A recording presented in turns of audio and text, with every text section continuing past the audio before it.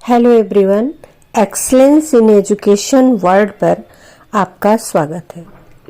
अगर अभी तक आपने एक्सीलेंस इन एजुकेशन वर्ल्ड को सब्सक्राइब नहीं किया है तो प्लीज़ सब्सक्राइब कर लें और साथ ही बेल आइकन प्रेस कर दें जिससे आने वाली वीडियो की नोटिफिकेशन मिलती रहे। बौद्ध शिक्षा की मुख्य विशेषताएं क्या थी? बौद्ध धर्म के आदर्श, उद्देश्य और सिद्धांत वैदिक धर्म से कुछ भिन्न थे। अतः बौद्धिक धर्म के प्रचार प्रसार के लिए एक विशिष्ट शिक्षा प्रणाली का गठन किया गया। पवज्जा संस्कार। पवज्जा का शाब्दिक अर्थ है बाहर जाना। इस संस्कार का अभिप्राय था बालक अपने परिवार और पूर्व स्थिति का परित्याग करके संघ में प्रवेश करता था। इससे स्पष्ट हो जाता है कि इस संस्कार का संबंध केवल उन व्यक्तियों से था जिनके जीवन का उद्देश्य बौद्ध भिक्षु बनना था। यह संस्कार 8 वर्ष की आयु से पहले संपन्न नहीं हो सकता था। विनय पिटक में पवज्जा संस्कार का वर्णन इस प्रकार किया गया है। बालक अपने सिर मुड़ाता था, पीले वस्त्र धारण करता था, प्रवेश करने वाले मठ के भिक्षुओं के चरणों में अपने मस्तक से स्पर्श करता था, उसके सामने पलथी मारकर बैठ जाता था।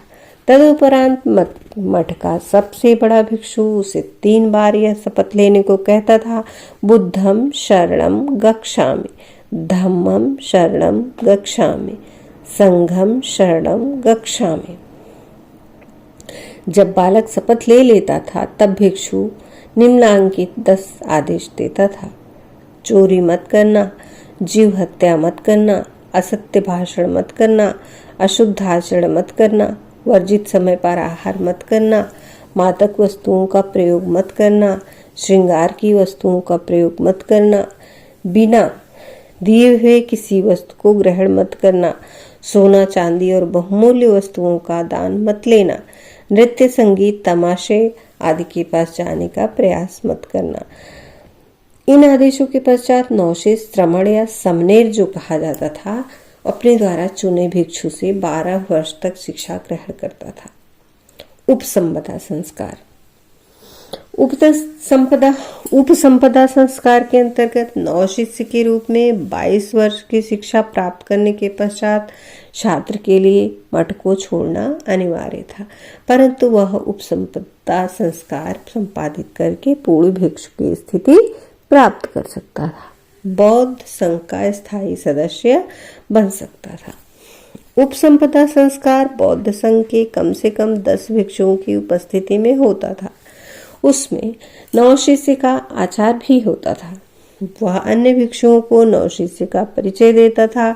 तत्पश्चात भिक्षु नवशिष्य से अनेक प्रकार के प्रश्न पूछते थे।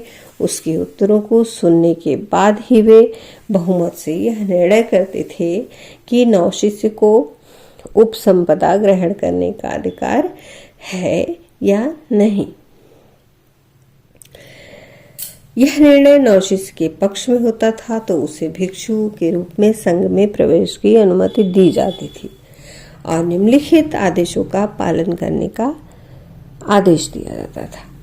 वृक्षों के नीचे वास करना, साधारण वस्त्र पहनना, सात्विक भोजन करना, भोजन के लिए भिक्षा मांगना, औषधि के रूप में गोमूत्र का सेवन करना, चोरी और जीव हत्या मत करना, अलौकिक शक्तियों का दावा मत करना, स्त्री से यौन संबंध मत स्थापित करना।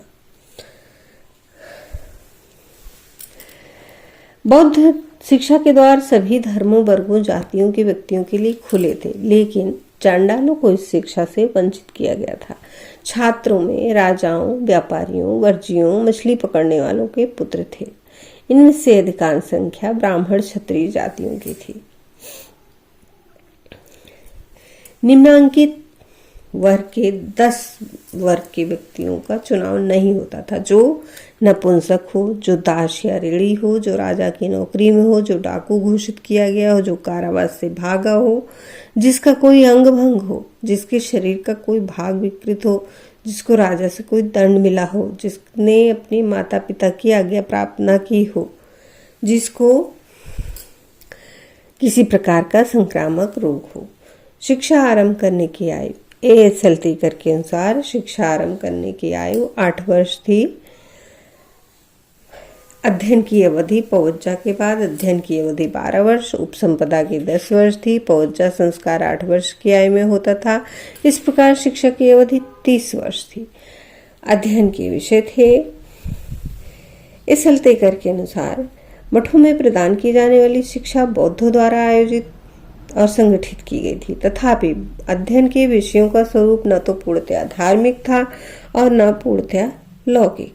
शिक्षा में बौद्ध धर्म की प्रधानता अवश्य थी, परंतु हिंदू और जैन धर्म के अध्ययन के प्रति भी पर्याप्त ध्यान दिया गया था। शिक्षा केवल धर्म, दर्शन, तर्कशास्त्र तक ही सीमित नहीं थी, वरन संस्कृत, साहित्य, न्यायशास्त्र, चिकित्सा शास्त्र आदि विषयों की भी शिक्षा दी जाती थी, ताकि छात्र नागरिकों के रूप में राज्य और समाज के लिए उपयोगी बन उनकी सेवा कर सकें।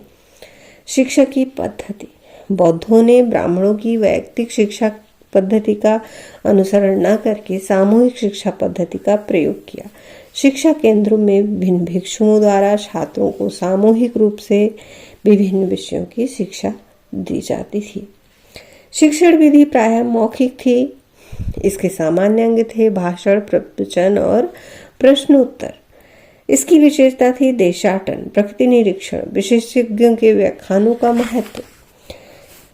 गन्नार मेडल ने कहा है, शास्त्रीय विवादों को प्रोत्साहित किया जाता था। विद्वत सभाएं उच्च शिक्षा की अनोखी विशेषता थी। छात्रों को कठोर अनुशासन में रहना पड़ता था। उन्हें त्रिशिवरा नामक वस्त्र धारण करना होता था, जो 3 वस्त्र थे। भिक्षा, भोजन, स्नान, अनुशासन को लेकर कड़े नियम थे। गुरु शिष्य संबंध बहुत मधुर थे। खेल को, शारीरिक व्यायाम को महत्व दिया जाता था। लोक भाषाओं को प्रोत्साहन था। सार्वजनिक प्रारंभिक शिक्षा थी। शिक्षा का जनतांत्रिक आधार था। शिक्षा संस्थाओं का जनतंत्री संगठन था। संगठित शिक्षा संस्थाओं का उस समय उदय भी हुआ था। इस प्रकार हम कह सकते हैं कि बौद्ध काल में शिक्षा उच्च स्तर पर पहुंच गई थी। उच्च शिक्षा में दर्शन, धर्म, आयुर्वेद, सैन्य शिक्षा, सामान्य ज्ञान देने के बाद विशिष्ट शिक्षा शुरू की जाती थी। विशिष्ट शिक्षा में पाठचर्या, पाली, प्राकृतिक, संस्कृत भाषा, इन भाषाओं के व्याकरण एवं साहित्य, खगोल शास्त्र, नक्षत्र शास्त्र, न्याय शास्त्र, राजनीति शास्त्र, अर्थशास्त्र, कला कौशल, मूर्तिकला, संगीत, कलाई, कताई, बुनाई, रंगाई, भवन निर्माण, आयुर्विज्ञान, बौद्ध धर्म, जैन धर्म, वैदिक धर्म, ईश्वर शास्त्र, तर्क, दर्शन, ज्योतिष आदि सभी विषयों को स्थान दिया जाता था। बौद्ध काल में मठों, विहारों, संघों, विश्वविद्यालयों आदि में शिक्षा दी जाती थी। उस समय की कुछ प्रसिद्ध संस्थाएं हुई। वल्लभी, विक्रमशिला, ओदंतपुरी, जगदल्ला, सावास संस्थाएं, तक्षशिला, नालंदा और विक्रमशिला इत्यादि संस्थाएं देश। वीडियो को लाइक करें, ज़्यादा से ज़्यादा शेयर करें और अपने बहुमूल्य सुझाव कमेंट बॉक्स में अवश्य दें। आपको ऐसे ही अच्छे अच्छे वीडियो मिलते रहेंगे। बने रहिए एक्सीलेंस इन एजुकेशन के साथ। Thank you.